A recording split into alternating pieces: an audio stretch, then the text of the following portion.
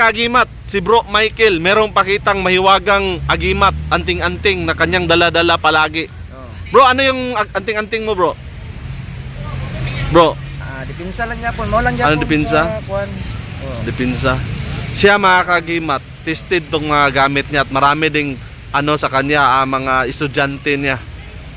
Maraming nagpaputuro sa kanya sa mga abilidad. Ito siya mga kaagimat, nanguha siya ng mga mutya, mga iba't ibang uri ng mga mahiwagang bato kahit saan. Kasi meron siyang gabay na tuturo sa kanya. Bro, anong gamit na to, bro? Ano to, bro? Kanang dili ba daw kuno madutlan? Oh. Ano to na mutya? Suso ito mga kaagimat. Napakalaking suso. Matagal na yan. Matagal na to? Dala-dala mo to palagi? Tingnan mo yung suso mga kaagimat. Naging fossilized na.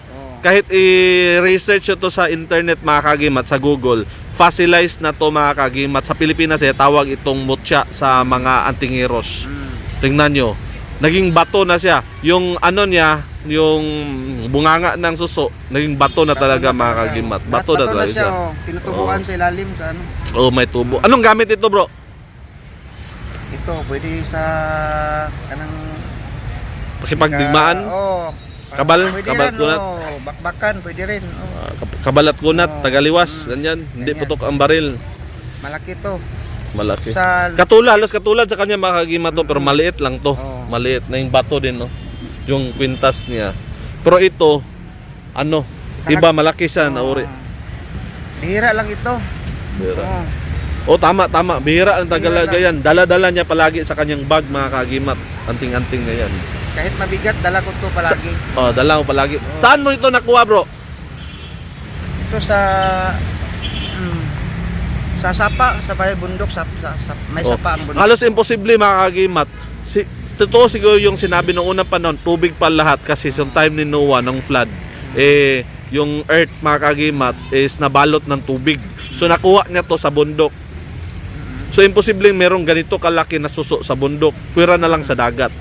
So nakakuha siya sa bundok. Pero kahit sa dagat wala yan. Kahit sa dagat. Wala. Siguro sa ilalim na ng dagat yung ilalim na talaga na napaka sa pusod na ng dagat, siguro meron ng ganito. Pero sa bundok imposible. So mga kaagimat, pwede mo tong ihalo, isangkap sa yung gamit, kukuha ka lang ng konting part, ilagay mo sa yung gamit. Kung ito dalhin mo palagi, pwede rin, dipinsa. Ikwintas mo, ihabak mo sa kanya, ilagay niya sa kanyang bag. Napakalaki kwintas to. Bag lang ilagay, wag na ikwintas kasi malaki naman, masyadong malaki. Kung magawa ka ng isangkap mo to mga kaagimat, magawa ka ng mga garapa or bao, yung konting part nito, magkuha ka, ilagay mo dun. Para yung abilidad niya, Bertod, makahalo din dun. Di ba, bro? Pwede. Bakit mo to bro? Bakit mo to personal mo tong gamit Bakit ipakawalan mo na, bro? Sa akin lang, mayroon namang sa akin ito. Meron. Pero pareha lang sila ng function ng pareho pisa. Pareha lang sila. Bale redundant na, bro. Kaya pakawalan kasi marami na. Para po makashare ako sa iba. Okay. Makagimat para makashare din siya sa iba. Kasi maraming mga antingeros na naghahanap ng mga ganito, yung legit, yung tunay, yung totoo, wala sila makita. Kaya sa kanya meron. Mga kagimat, marami nagsasabi na hindi daw, bawal daw ibenta ang mga ganito. Sa kanila bawal, pero sa amin hindi, kasi malakas kasi yung mga ritual namin, mas malakas pa yung mga pamamaraan namin. Sa kanila, once sa ibenta, mawala na yung bisa. Kasi mawala yung gabay, mahina kasi yung ritual nila. Sa amin, before namin to pakawalan, before namin to ibigay sa taong makakuha, rinirituala namin na mamalagi yung mga abilidad, yung bertod nito, hindi mawala. Kasi malakas ang uri ng ritual namin. Kaya ang rason mga kaagimat na umaandar pa rin siya, at maraming mga antingeros nakakuha, nagpamatubay, nagtestimony sa amin na epektibo ang mga gamit galing sa amin. Pero yung ibang antingeros, bawal sa kanila, hindi nila pwede ibenta kasi yung ritual nila, merong diferensya, mahina pa. Okay? Yan ang diferensya mga kaagimat. Ito, hindi talaga to, parang pwede rin matawag na binta, pero sa akin lang, Mm. hindi ko to para Hindi mo ako lang sa akin lang hindi naman ako magpataas ng presyo. Palimos palimos ito. lang, Oo, palimusan lang. Okay. Oo, palimusan ko lang ito.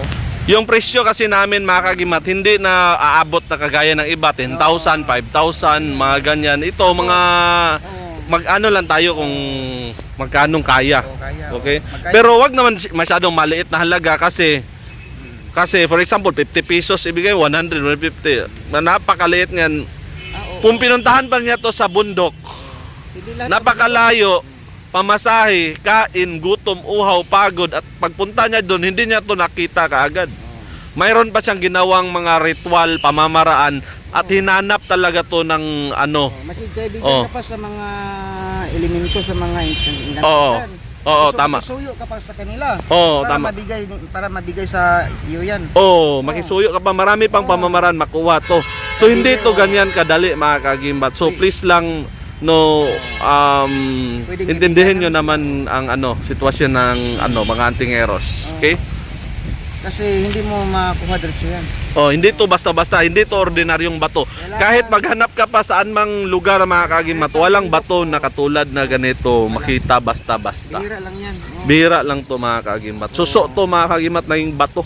Kita mo naman, 'di ba? Kaibigan mo muna sila, kaibiganin mo muna sila yung mga mga engkanto, para mabigay sa iyo yan. Para makuha mo to. Oo. Okay. So mga kagimat, kung nagustuhan nyo to, ay contact nyo ako sa 0905-805-1987 or contact nyo ako sa Facebook ko na Facebook Messenger, Facebook account ko na Agimat ni Paraon. Okay mga kagimat, please like, share, comments, and subscribe to our YouTube channel. And follow us on Facebook. At kita-kita tayo sa susunod na video. Ako ang iyong kagimat na si Paraon. Marami pong salamat sa inyong panunood.